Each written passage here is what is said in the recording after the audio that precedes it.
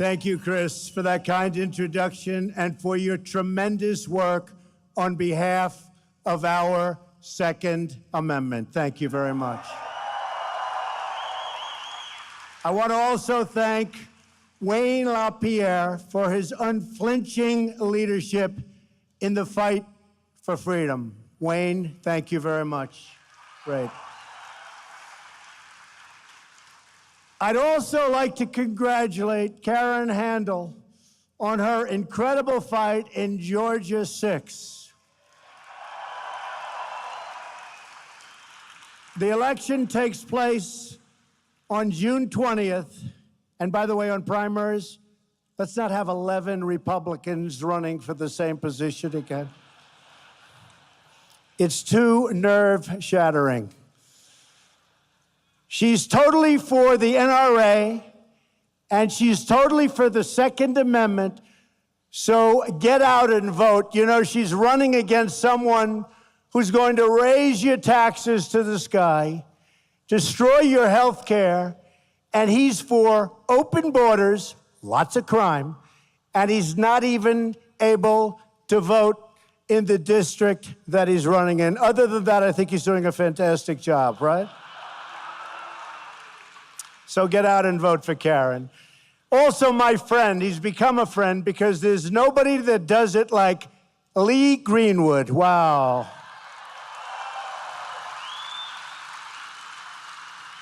Lee's anthem is the perfect description of the renewed spirit sweeping across our country. And it really is indeed sweeping across our country. So Lee, I know I speak for everyone in this arena when I say we are all very proud, indeed, to be an American. Thank you very much, Lee.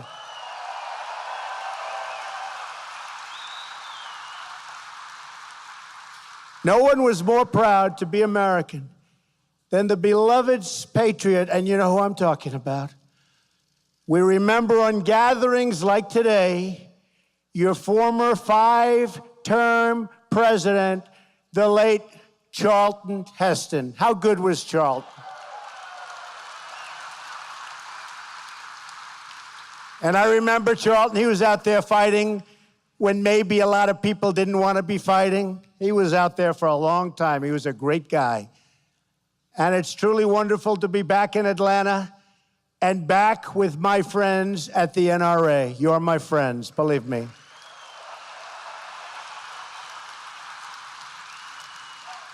Perhaps some of you remember the last time we were all together. Remember that? We had a big crowd then, too, so we knew something was happening. But it was in the middle of a historic political year and in the middle of a truly historic election. What fun that was, November 8th. Wasn't that a great evening? Do you remember that evening? Remember that? Remember they were saying, we have breaking news. Donald Trump has won the state of Michigan. They go, Michigan, how did that? Donald Trump has won the state of Wisconsin. Whoa. But earlier in the evening, remember, Florida, North Carolina, South Carolina, Pennsylvania, all the way up. We ran up the East Coast. And you know, the Republicans have a tremendous disadvantage in the Electoral College. You know that. And tremendous disadvantage. And to run the whole East Coast, and then you go with Iowa and Ohio and all of the different states. It was a great evening, one that a lot of people will never forget. A lot of people. Not going to forget that evening. And remember they said, there is no path to 270. For months I was hearing that. You know, they're trying to suppress the vote. So they keep saying it. So people say, you know, I really like Trump. He loves the Second Amendment. He loves the NRA. I love him, but let's go to the movie because he can't win because they're trying to suppress the vote.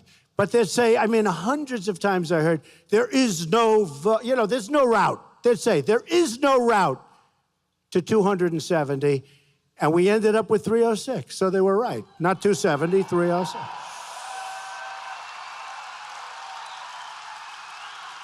That was some evening. Big sports fans said that was the single most exciting event they've ever seen. That includes Super Bowls and World Series and boxing matches. That was an exciting evening for all of us, and it meant a lot. Only one candidate in the general election came to speak to you, and that candidate is now the President of the United States standing before you again.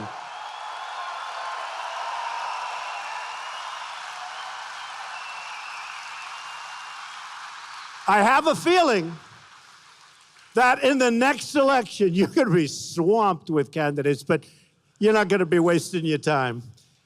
You'll have plenty of those Democrats coming over, and you're going to say, no, sir, no, thank you. No, ma'am, perhaps, ma'am. It may be Pocahontas. Remember that.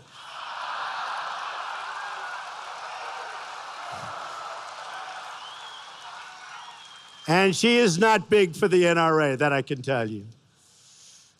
But you came through for me, and I am going to come through for you.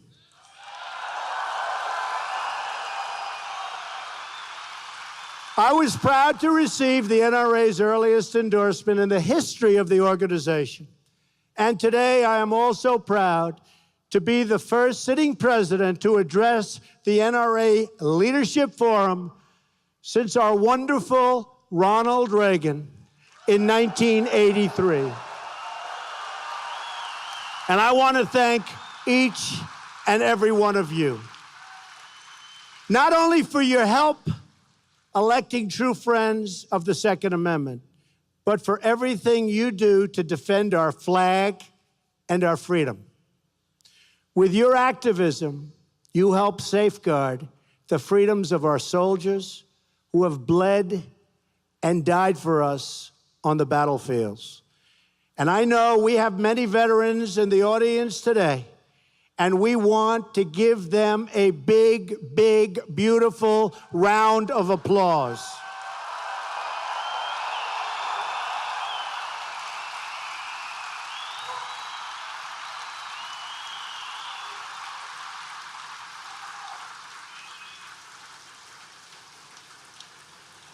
And like I promised, we are doing a really top job already. 99 days, but already with the Veterans Administration, people are seeing a big difference. We are working really hard at the VA, and you're going to see it, and you're already seeing it, and it's my honor. I've been telling you we're going to do it, and we're doing it. Thank you.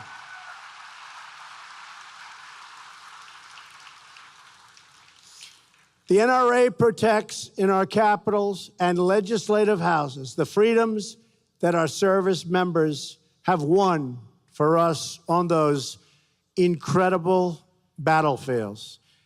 And it's been a tough fight against those who would go so far as to ban private gun ownership entirely. But I am here to deliver you good news. And I can tell you that Wayne and Chris have been fighting with me long and hard to make sure that we were with you today, not somebody else with an empty podium, because believe me, the podium would have been empty.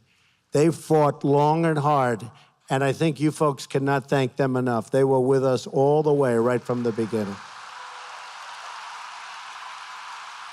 But we have news that you've been waiting for a long time. The 8-year assault on your Second Amendment freedoms has come to a crashing end.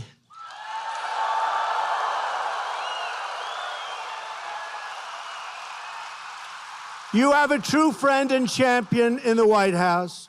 No longer will federal agencies be coming after law-abiding gun owners.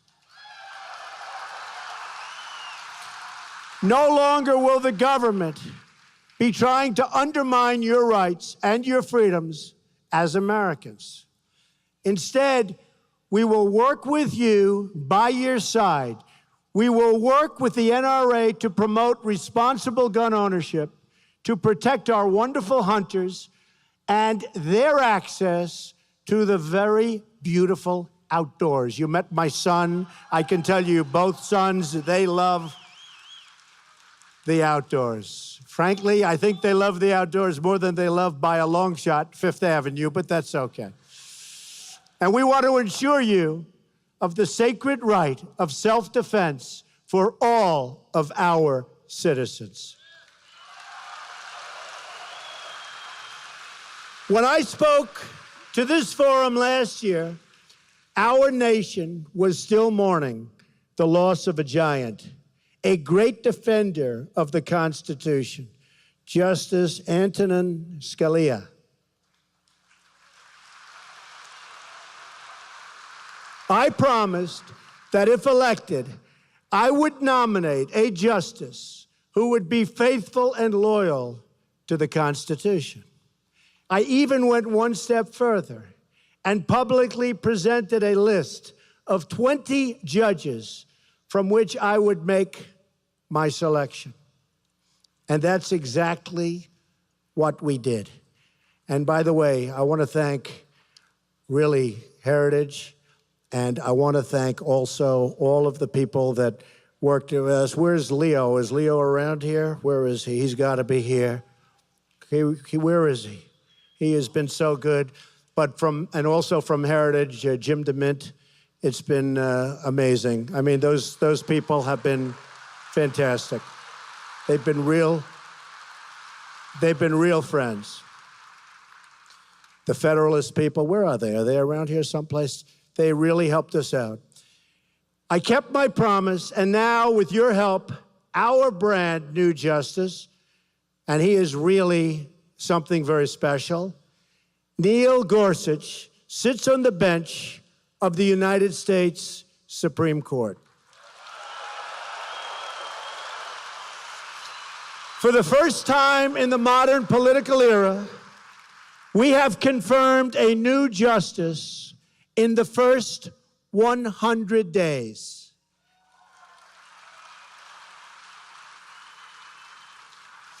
The last time that happened was 136 years ago in 1881. Now, we won't get any credit for this, but don't worry about it. The credit is in the audience, right? The credit is in the audience. All of those people, they won't give us credit, but it's been a long time, and we're very honored. We've also taken action to stand up for America's sportsmen. On their very last full day in office, the previous administration issued an 11th hour rule to restrict the use of lead ammunition on certain federal lands. Have you heard about that, folks? I'm shocked to hear that. You've all heard about that. You've heard about that. On his first day as Secretary of the Interior, Ryan Zinke eliminated the previous administration's ammunition ban.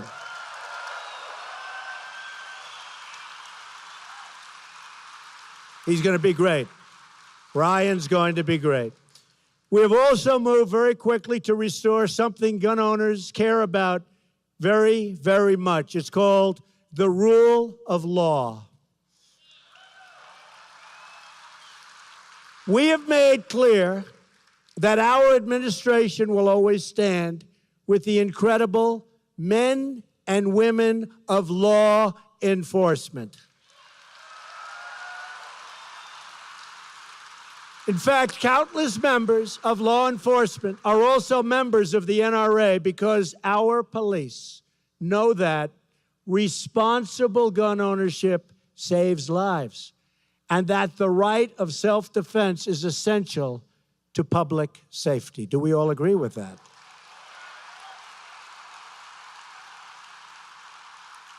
Our police and sheriffs also know that when you ban guns, only the criminals will be armed.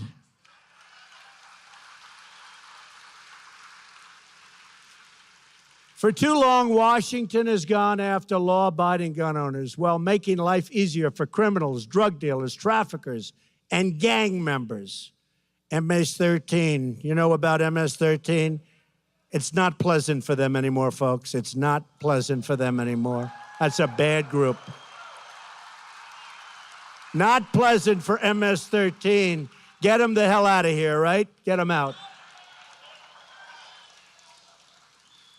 We are protecting the freedoms of law-abiding Americans, and we are going after the criminal gangs and cartels that prey on our innocent citizens, and we are really going after them. As members of the NRA know well, some of the most important decisions a president can make are appointments, and I've appointed people who believe in law, order, and justice.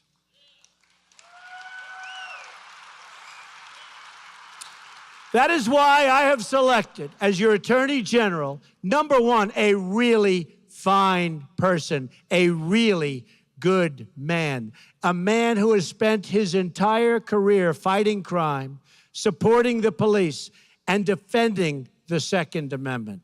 For the first time in a long time, you have a pro-Second Amendment, tough-on-crime Attorney General, and his name is Jeff Sessions.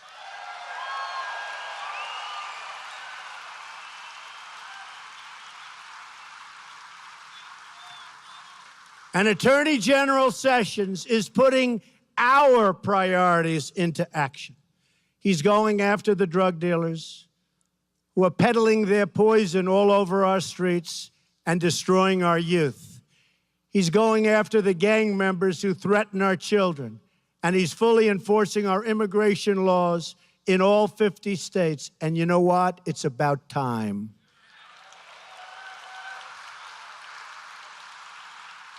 Heading up the effort to secure America's borders is a great military general, a man of action, Homeland Security Director John Kelly.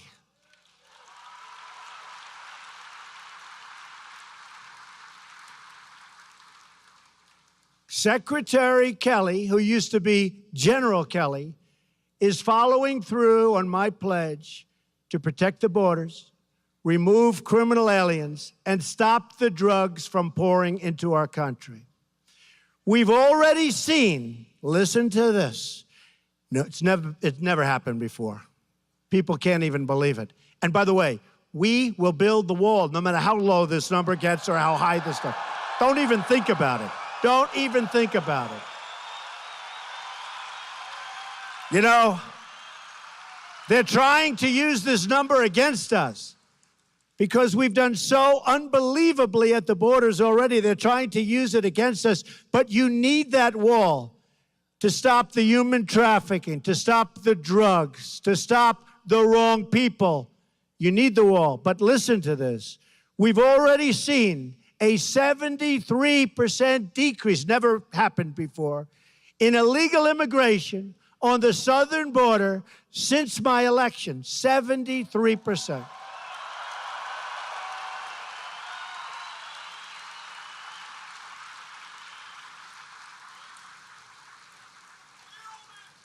You see what they're doing, right?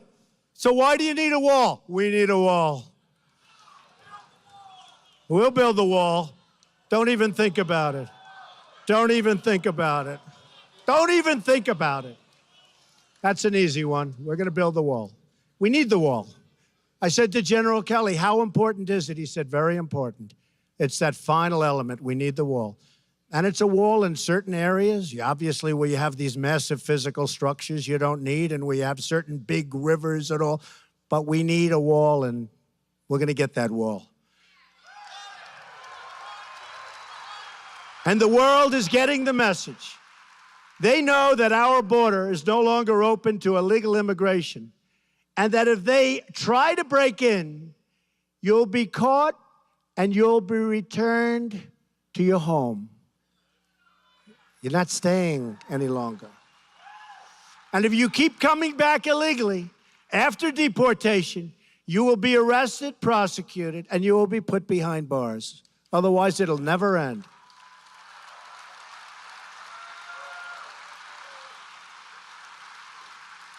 Let's also remember that immigration security is national security. We've seen the attacks from 9/11 to Boston to San Bernardino. Hundreds of individuals from other countries have been charged with terrorism-related offenses in the United States. We spend billions and billions of dollars on security all over the world, but then we allow radical Islamic terrorists to enter right through our front door. That's not going to happen anymore.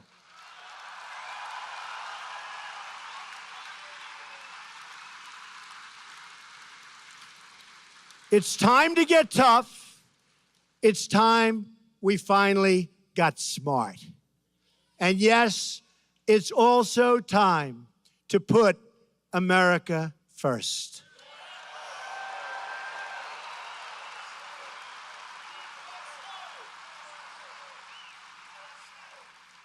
And perhaps I see all of those beautiful red and white hats. But we will never forget our favorite slogan of them all, make America great again. Right? Keeping our communities safe and protecting our freedoms also requires the cooperation of our state leaders. We have some incredible pro-Second Amendment governors here at the NRA conference, including Governor Scott of Florida. Where's Governor Scott? Great guy, doing a great job. Governor Bryant of Mississippi, what a wonderful place. Governor Bryant is here. Thank you. Governor Deal of Georgia.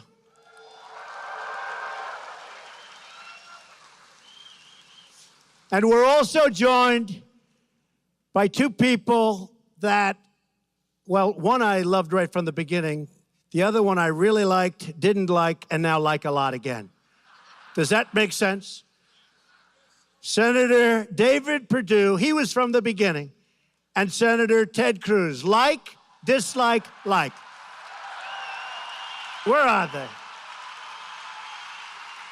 Good guys. Good guys, smart cookies. Each of these leaders knows that public officials must serve under the Constitution, not above it. We all took an oath to preserve, protect, and defend the Constitution of the United States, and that means defending the Second Amendment.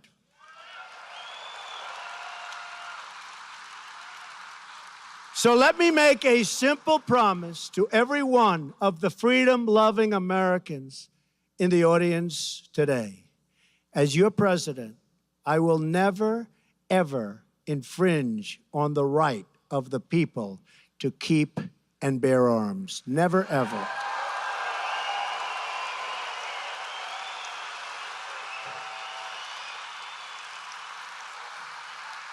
Freedom is not a gift from government. Freedom is a gift from God.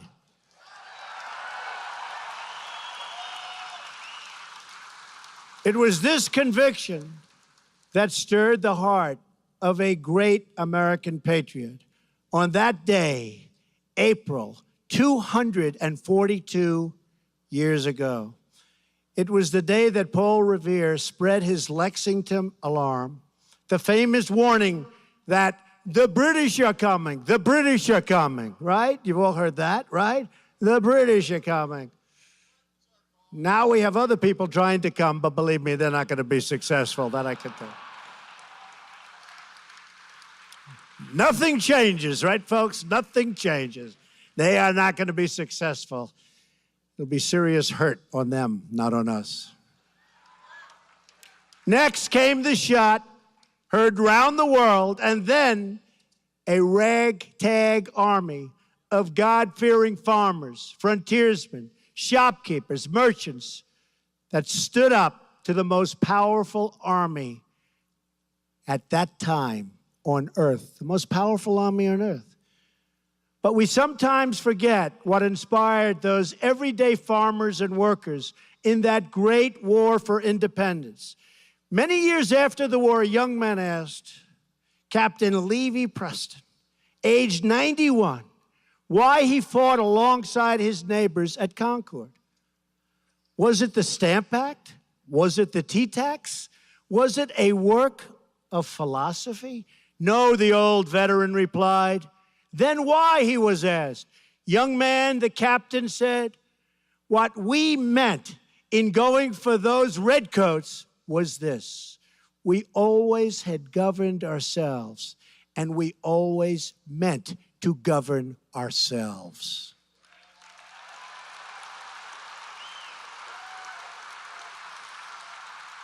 Captain Preston's words are a reminder of what this organization and my administration are all about.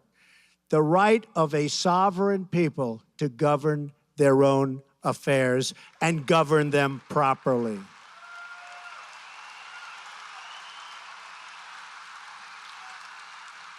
We don't want any longer to be ruled by the bureaucrats in Washington or in any other country for that matter.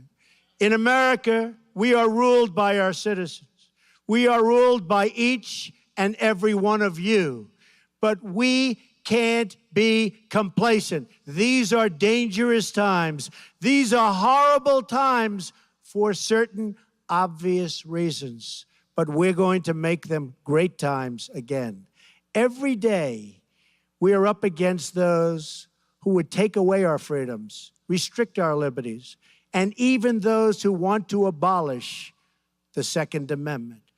We must be vigilant, and I know you are all up to the task.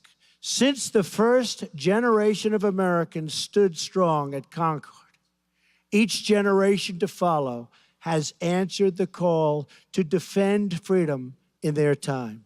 That is why we are here today, to defend freedom for our children, to defend the liberty of all Americans, and to defend the right of a free and sovereign people to keep and bear arms. I greatly appreciated your support on November 8th in what will hopefully be one of the most important and positive elections for the United States of all time.